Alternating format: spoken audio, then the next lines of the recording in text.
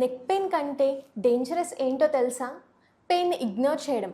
పర్లేదు కొన్ని రోజుల్లో తగ్గిపోతుంది అని, ఏజ్ పెరిగింది కదా అందుకే వచ్చింది అని, లేదా స్ట్రెస్ వల్ల వచ్చి ఉంటుంది. ఇలా అని చాలామంది మంత్స్, కొన్నిసార్లు ఇయర్స్ కూడా గడిపేస్తున్నారు. మీ బాడీ సిగ్నల్స్‌ని ఇగ్నోర్ చేస్తే ప్రాబ్లమ్ మాత్రం అక్కడే ఉండిపోతుంది. పెయిన్ మీ షోల్డర్‌కి వెళ్ళొచ్చు, హ్యాండ్‌లో టింగ్లింగ్ ఇంకా నమ్నెస్ రావచ్చు.